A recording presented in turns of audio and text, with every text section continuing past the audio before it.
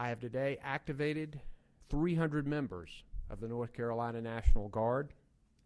We have hundreds of North Carolina's Highway Patrol troopers who will monitor major roadways throughout North Carolina to help evacuees. The Department of Transportation has moved resources toward the eastern side of the state to help motorists and patrol the highways. Swift water teams and search and rescue teams are ready to respond if they're needed. Incident management teams made up of emergency managers from non-affected areas will help counties that are affected with emergency operations. If you have not already done so, please make sure that your family is prepared, and please include your pets in your plans. Commercial fishermen should remove all fishing gear from the water before the storm's arrival, and boat owners in coastal areas should secure their boats now. Because this storm is anticipated to pick up speed, time is running out to get ready. So please, stock your emergency kit to support your family and pets for several days. Know what you will do if you have to evacuate with your family. Stay informed and know how to get severe weather alerts. Visit readync.org for helpful checklists so that you can make sure you've done everything you need to do. Preparations that you can make now could save your life later, or lessen the chance that you might need rescue or shelter during a storm. Now I'm going to turn it over to Emergency Management Director Mike Sprayberry to brief us on a few issues. Thank you, Governor, and good afternoon. As the Governor said, the State Emergency Operations Center is now fully activated at a level 1 with all of our partners. We're on a 24-hour operation right now. We're also having conference calls with the National Hurricane Center each day. Rain, storm surge, and winds will be a significant threat for Hurricane Dorian east of I-95, with the greatest hazards being along our coastline. The greatest impacts will be felt Thursday and Friday, but we can begin to feel the impacts as early as Wednesday. What that means is we need to have all of our preparedness actions completed by Wednesday. That's for everybody. Also, as the Governor stated, we've been working to mobilize and deploy numerous assets.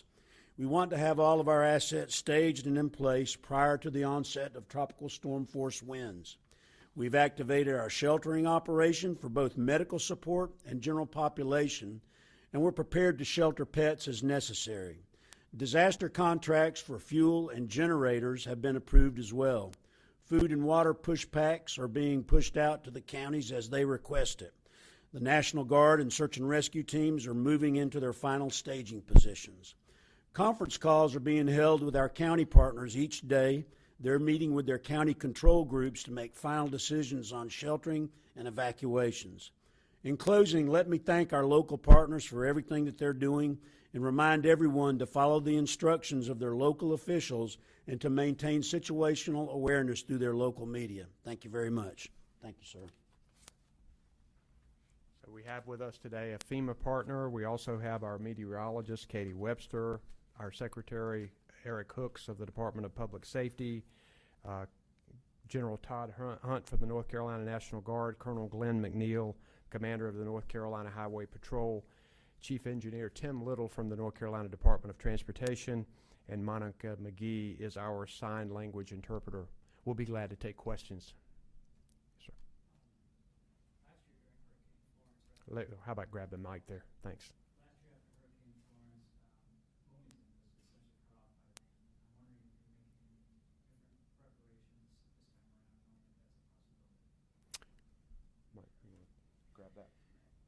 We do know that's a possibility, and I can tell you that DOT's been working on a study to find out what type of mitigation measures that we can take to work on 40 to keep it from being cut off.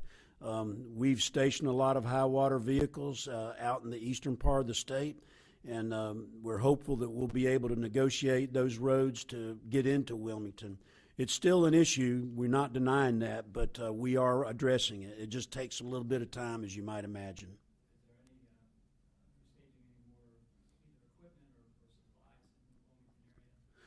So what we're doing is we're staging as far forward as we can, but staying out of the storm, the path of the storm, because we don't want to endanger any of our response resources.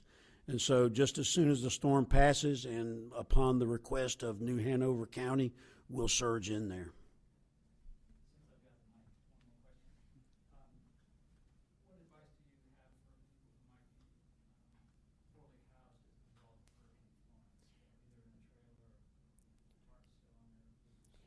This is one of the reasons that we're setting up shelters in local areas. We're also going to have a statewide shelter ready to set up in Durham if need be. We want people to heed evacuation orders. We don't yet know exactly the path of the storm, so we don't know how much damage that wind will bring. We always know, though, that water can be damaged, can be a real problem for our state. I'm going to also have Tim Little with the Department of Transportation to address your issue regarding I-40. We have made, we're working on a proposal to mitigate the situation in I-40, but Tim has some details on that. Yes, as the governor had talked about, we have finalized some of the reporting on our efforts to mitigate I-40, which will be coming out very soon. But also, I just wanted to mention, too, US 421, which was cut in two from Florence, that area has been repaired. It has a temporary bridge in place now that we think would hold if we had a similar event. But also, there's a permanent structure that's being built right beside it that should open within the next 2 weeks. In the next couple of days, we're going to try to make every effort we can to have that available in case we need to. But those bridges and the temporary bridge will span that length of the cut that was there during Florence.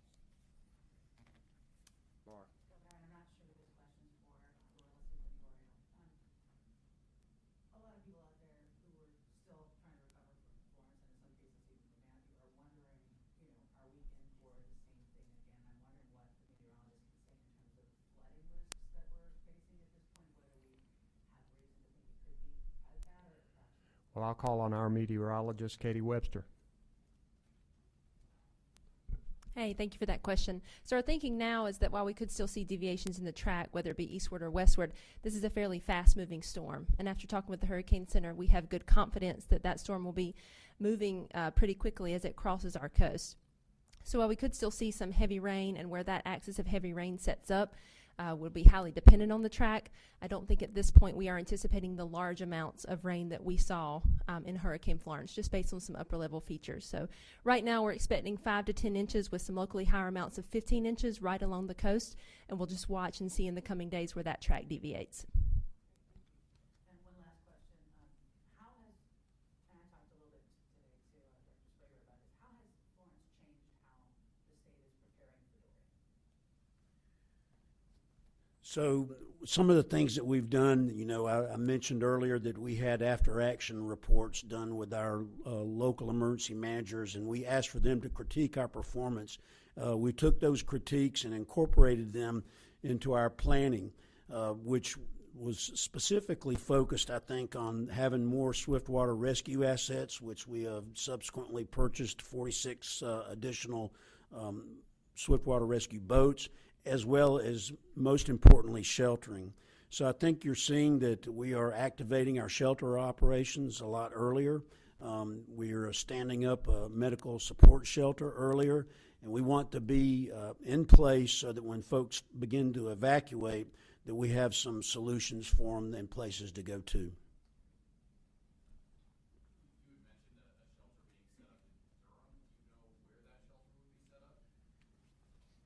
There's a Sears that was shut down. It'll be set up there. Yes, at Northgate. This is one of the things that we learned from Florence, is that sometimes the local shelters can be overwhelmed when we have hundreds of thousands of people who are evacuating, and we had to figure out the logistics of setting a shelter up at the Friday Center and other places. And so we've learned that we do that early now, and to make sure that we've got a major evacuation center away from the eastern part of the state to handle it, because we know already there's some localities that are beginning mandatory evacuations now. So we know people will be heading west and heading for safer areas. Any other questions? All right, we'll probably give a briefing at some point tomorrow, and we'll let you know. Thank you very much.